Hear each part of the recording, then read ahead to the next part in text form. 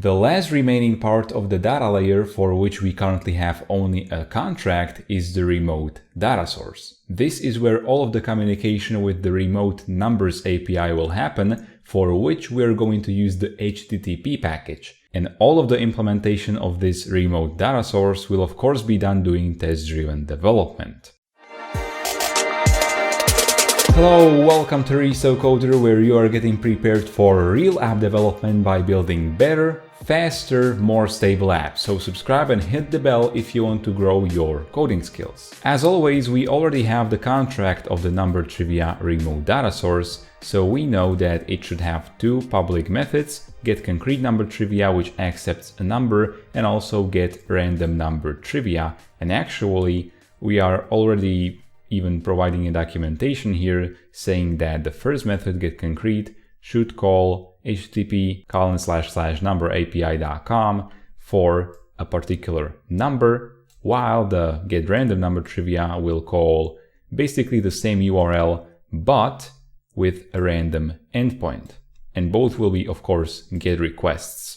And be sure to check out the written tutorial from the link in the description, where you can also find all of the code written in this video and overall go through this lesson at your own pace. So now, as usual, let's create a test file for this production file. So let's scroll down to the test folder. Under features, number trivia, data, and data sources, we are going to create a new file, number trivia remote data source test.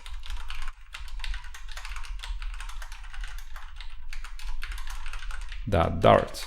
And let's jump into the local data source test just for a while, which we have implemented in the previous part.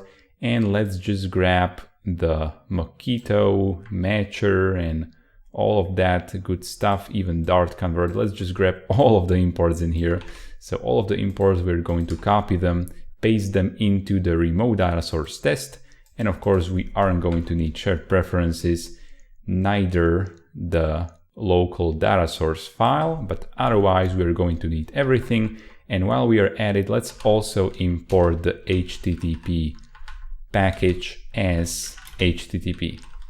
We are first again going to set up the test file so that we know which kind of dependencies should be passed into the number trivia remote data sources implementation. And of course, the dependency which is going to be passed in is an HTTP client. So let's mock it because we are inside the test file. So we're going to create a class mock HTTP client, which will extend mock and implement http.client.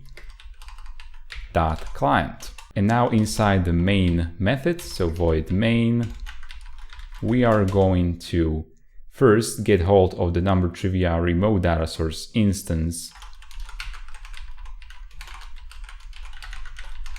or rather its implementation, which currently does not exist. So let's create number trivia remote data source. Let's call it data source. And also an instance of mock HTTP client will be held inside its own variable. Let's just call it mock HTTP client as usual. And then inside the setup, we are going to instantiate the mock HTTP client first, and then subsequently pass it over to a newly instantiated data source implementation. So let's pass it in, and it's going to be a named parameter client, and let's pass in the mock HTTP client. Of course, we first need to create such a class with this kind of a constructor which can take in an HTTP client. So let's do just that. Over inside the remote data sources production file, we are going to create number trivia remote data source implementation class. So just suffix it with impl, which will implement from number trivia remote data source, which is its contract. Now, because it's implementing from the contract, we also need to provide two missing overrides, which we are just going to leave empty for now with these to-do comments. Of course, we are going to get them all implemented by the end of this tutorial. And now we know that the constructor should be able to take in an HTTP client. So first, let's actually import HTTP package as HTTP. So we can just copy it from the test file, paste it in there. And now we're going to create final http.client. Let's call it client. And this thing will be inside a constructor. So we are going to populate it, but we want it to be a name parameter. So let's wrap it inside curly braces, and also let's provide the required annotation, which of course has to be imported from the meta package. So let's import meta, and let's also fix the import so that they are properly sorted. And now this test will be set up properly. All right, we can move on to the first real test, which will test the functionality of getConcrete number trivia. And of course, similar to how there was a lot of overlap between concrete and random number trivia methods inside the repository, which was implemented in the 6th part, the same will be true now as we are implementing the remote data source, because there will be really a lot of similarities between the concrete and random number trivia methods. This means that once we have the getConcrete number trivia all properly implemented, getting random number trivia will go like a breeze. So let's first really focus on the first getConcrete number trivia method. So just to recap, we are working with the numbers API, and in this case we are gonna be calling the concrete number endpoint. So if we take a look at how the response looks like, for example, for the number 42, even inside the browser, just call numbersapi.com/42. And the problem with this response is that it's plain text. But of course, we do not want plain text, we want JSON. That's what we are preparing to work with from the start, because like we have the number trivia model, which can convert JSON to our Dart object. So how can we get JSON? Up until now, we've been providing a query parameter JSON. And when we call it like that with the JSON query parameter, we're going to get out of the API a JSON response. And of course, we could do it like that even from within the app, but there is another way, and that is to pass the application JSON content type header over to the API together with the request. So that's what we are going to be doing. We are going to be passing in some headers. And since it's very important to get the headers and the URL just right, we are going to create a test just for testing if we are calling the HTTP package with the proper URL and header. So let's create a new group under our main method, which will be for the concrete number trivia method. So get concrete number trivia.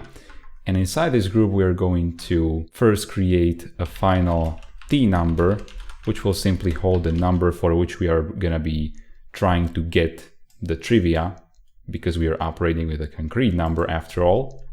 And the first test will test that the getConcrete number trivia should perform a GET request on a URL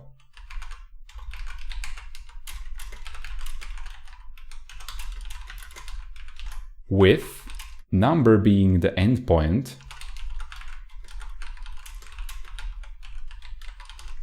because if we are inside the random number trivia method, the endpoint would be simply /random, but now we want to have the endpoint be / the concrete number. And what's also important to test is that the header will be application /JSON. So should perform a GET request on the URL with number being the endpoint and with application /JSON header. Right, that's a really long name for a test. And actually, we can make this a multi-line string because it doesn't fit the screen at all, at least not when I have the text enlarged for tutorials. So we can make this a multi-line string here by doing triple single quotation marks. And now we can break this string apart somewhere in the middle. So number being the endpoint, now it's going to work just fine and we can see everything properly on the screen. So in the arrange part of the test, we want to mock the mock HTTP client. So when mock HTTP client dot get And since we are only mocking this right now, we are arranging things, the URL can be any kind of a URL. But also, it's important to have headers, which will be any headers, any named headers. This is just a thing with Mockito and named parameters. You cannot just say any for a named parameter like that.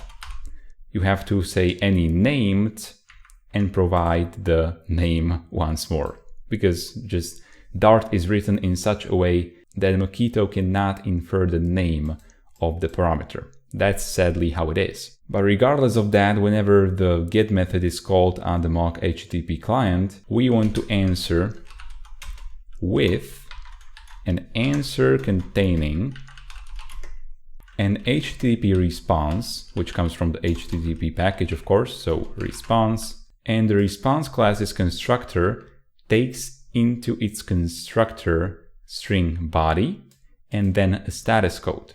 Those are the two necessary arguments which we need to pass in. And the body of the response will of course be from a fixture, because we get a JSON response and we already have JSON fixtures. So let's do just that. We're going to read it with the fixture reader, which we have already imported. And the name of the fixture will be simply trivia.json. We're also going to make the response be successful, so the response code will be 200. Now inside the act phase, we are not interested in storing the response inside a variable. All we want to do here is just call data source.getConcreteNumber trivia with the t number. And then what we want to check for inside this first test is only that the mock HTTP client has been called with the proper URL and with the proper headers. That's it. Other checks will come in the test which we are going to write in just a little while. But for this test, we just simply want to verify that mock HTTP client.get was called with the URL http://numbersapi.com/ and then interpolate t number, because we are trying to get trivia for a concrete number after all. So we need to pass in that number. And then, of course, as I've said, we could do something like JSON, but no, we are going to instead pass in headers. So let's say headers, which is a named parameter, and it's going to be a map. The name of the header or the key of the map will be content type, and its value will be, of course, application JSON, because by default it is text plain, and we do not want text plain, we want application JSON. And with that done, after we format it properly, of course, once we run the test, it's going to fail completely. So let's open up remote number or remote data source here. We can see that everything has failed. So let's implement it now. We are simply going to write as little production code as possible for the test to pass. That's always what you should be doing with test-driven development. So we are not going to return anything. We are not going to convert the JSON to number trivia model. We are just going to call client, which is the HTTP client dependency, .get, and the URL will of course be, let's actually copy it from the test. It will be just like this. So the URL will be not for t number, but just for the number parameter passed in. And the headers will of course be the same as we've done in the test. So content type application JSON. And now when we test this, it should pass. And it does, so that's cool. You may be wondering that since we aren't doing anything with the response, we are not returning it, we are not even putting it inside a variable, why do we then need to provide a mocked functionality for the get method even inside this first test? Because we are making this get method return a response containing a fixture and a 200 response code. It's true that this mocking is not needed for this test. If I comment it out and run the test again, it will pass just fine. The thing is that inside the subsequent tests, this would cause a lot of problems. That's because as we add functionality to the method implementation, not arranging the mock HTTP client to return a valid response object would cause all kinds of errors, because a method on a mock which is not set up to return anything will always return null. So calling HTTP client.get from the first test would return null if this was not present here, if this was, for example, commented out. And in such an instance, what would happen that if we store this inside final x and then we try to get something from the x, because after all it's a response, so we can check if x.response code, of course we need to await it and provide async. So we can now check for response code or status code actually. So for example is equal to 200. But what would this cause inside the first test? Well, it would of course cause a null pointer exception because x would be null. So that's why we are providing a mocked implementation for the get method even when we do not necessarily need it in this first test. Alright, so now let's revert this method back to how it was previously. Remove the async, or actually we can leave the async in here. That's not going to change any functionality of the method. Now let's move on to the next test, because we also need to test if the return model will of course contain the proper data. So when everything goes smoothly and the status code is 200, the model which is returned from getConcreteNumberTrivia should contain the data which is the same as from the fixture here, from the trivia JSON fixture. So let's create a new instance inside the group called tNumberTriviaModel, which will be equal to NumberTriviaModel.fromJSON, and we want to decode a JSON string.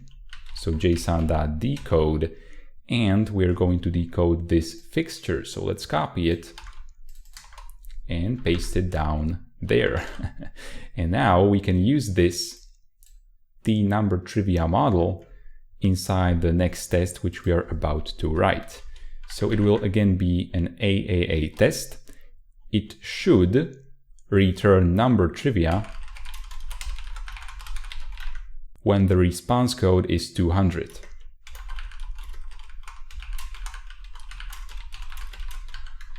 Otherwise known as success, of course. The arrange part of this test will be the same as of the previous test, so let's just copy it and paste it. We're going to return a fixture trivia.json with the response code 200, or status code. Inside the act phase, we are going to again call data source getConcreteNumberTrivia, but this time we are of course going to store it inside final result. So let's again call await here, because this call is asynchronous.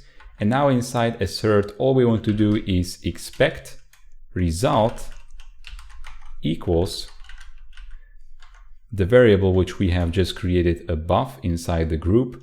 So tNumberTriviaModel, because of course, if the response contains trivia.json fixture, the data inside the model returned from the data source should be the same as if we directly instantiate the model from this fixture inside the group. And of course, we could have joined these two tests together, so we would have just one long test. But of course, it's not just bad to have long production methods, it's also bad to have long tests.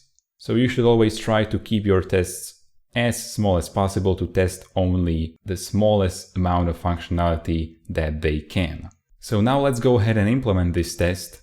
We're going to store the response inside final response and of course await it, and then we are simply going to return number trivia model from JSON and pass in a decoded version which will produce a map. So JSON decode Let's import our convert, and we're going to pass in the response's body. All right, so now when we run the test, it should pass. And it does, so that's cool. Finally, we mustn't forget to account for a case when something goes wrong. For example, if the response code is not 200, but 404 not found or some other error code. In such a case, a server exception should be thrown, which then is subsequently handled inside the repository. Whenever a server exception occurs, we handle it and return server failure through the left channel of the either. So let's create a new test, which will be again arrange, act, and assert test that the method should throw a server exception when the response code is 404 or other error code.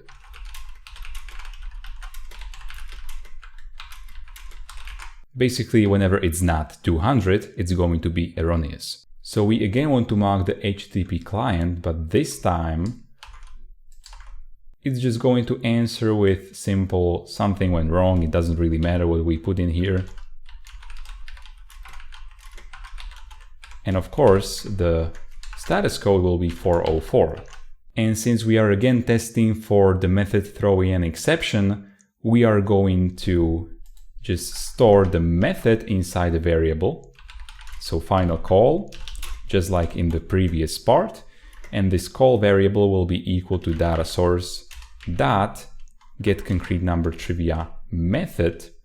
And now inside the assert part of the test, we're simply going to expect that from a higher order function passed into expect, which in turn will call the method, which we are storing inside a call variable. And this call requires us to pass in the test number. And this thing, calling of get concrete number trivia, should in this case throw a, or actually throws a is the matcher. And the thrown exception should be of type server exception. So we are going to add a type matcher, which will have a generic parameter server exception. All right, now let's test this. And it's going to fail, of course. So let's go ahead and implement it inside the implementation file. We're simply going to check if the response.status code is equal to 200, in which case we're going to return what we are returning now, the number trivia model converted from JSON. And otherwise, if it's some different status code, for example, 404 or something different, we are going to throw server exception. So let's import exceptions.dart and rerun the test. It will pass.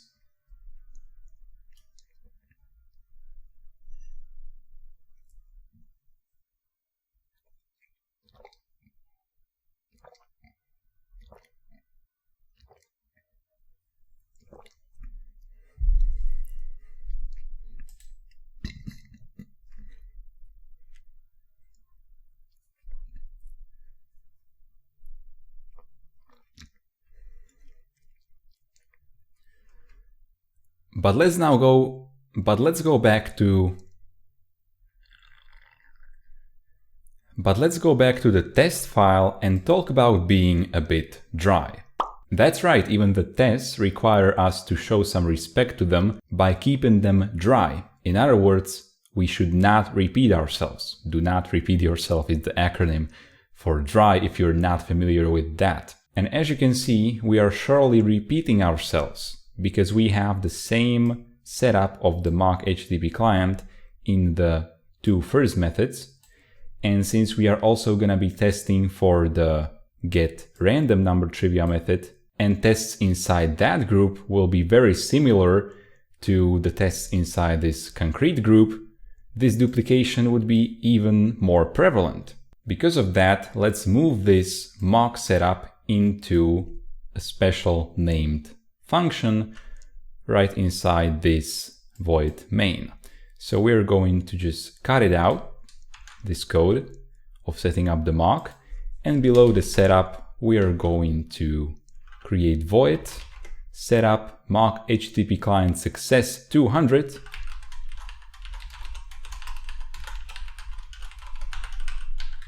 And with that, we can now just paste the code which we have cut out over to this method. And we're going to call this method from the arrange part of the first test and also from the second test. So let's just do that. And while we are at it, we are also going to extract the functionality of setting up the mock even from this server exception test, because we are going to do the same thing from the random group. So let's just copy or actually cut out even this.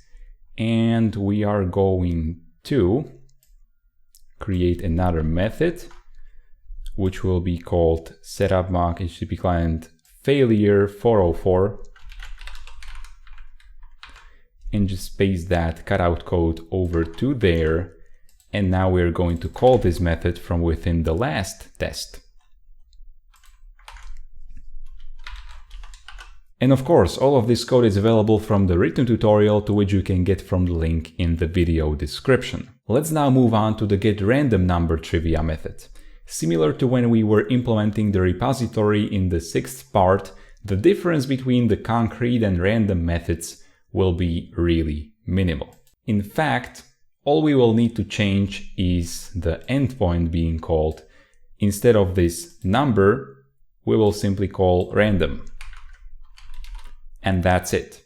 And because of this immense similarity between the concrete and random methods, I hope that you will forgive me for not fully following the test-driven development practices of first writing only a single test and then implementing it, and only then writing another test. I'm again just going to copy and paste all of the tests for the getConcreteNumberTrivia and modify them to work with random number trivia, just to keep your sanity and not to make this tutorial so long that nobody will even watch it till the end. Oh, and of course, because we have modified the tests, just now I have realized that we have now retested.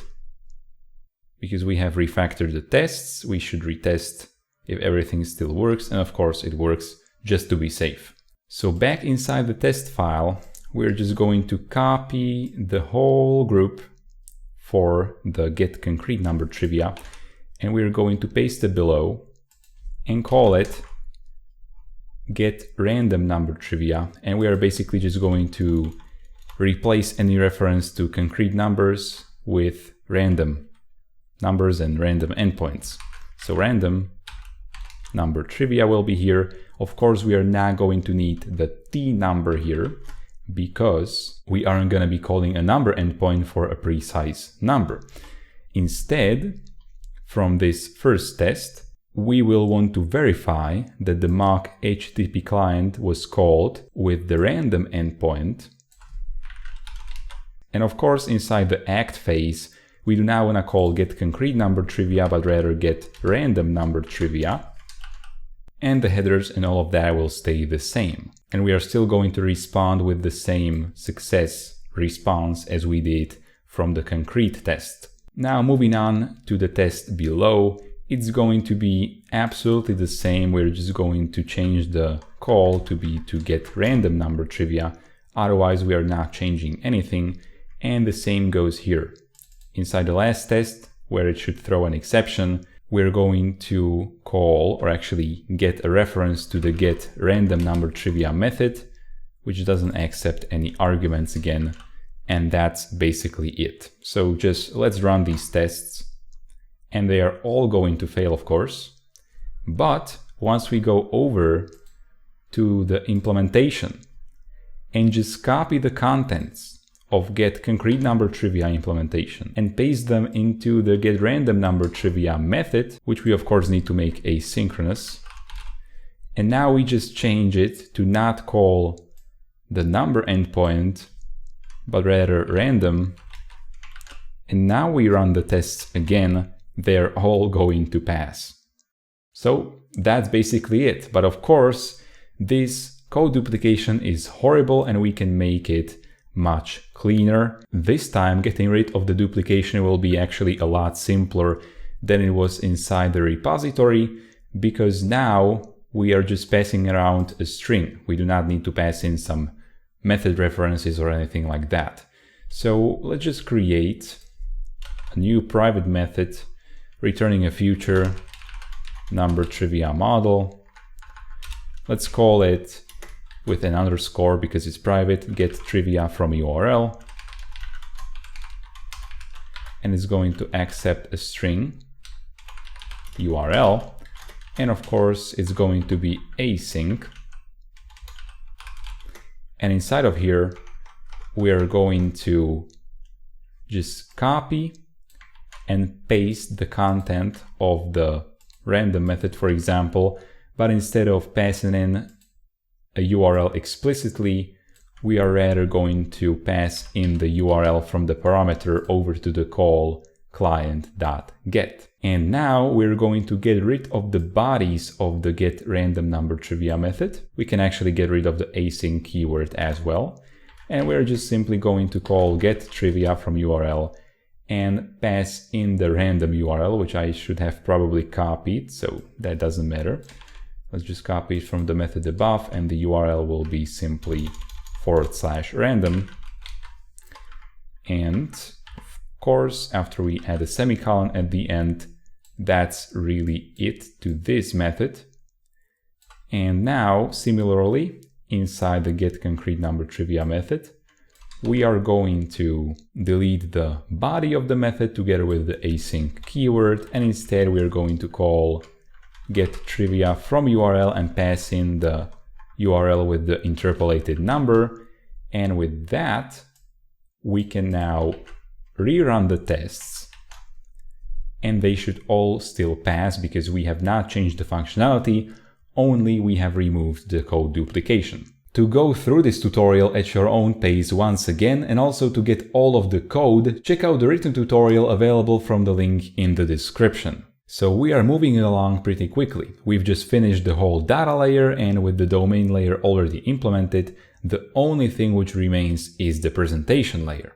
In the next part, we're again gonna keep the tradition and start off from the center of the presentation layer, which is the block. Or in other words, the presentation logic holder, because of course you are not just bound to be using block with clean architecture. And if you do not want to miss that part and also more tutorials like this, definitely subscribe to this channel and also join the notification squad by hitting the bell button to make sure you grow your Flutter skills, because here on ResoCoder, I am determined to provide you with the best app development tutorials and resources out there. If this video helped you with implementing the remote data source and also how to do test-driven development with the HTTP package, give this video a like and also share it with other developers who will surely benefit from it too. Leave a comment if you have any suggestions or questions, and see you in the next video.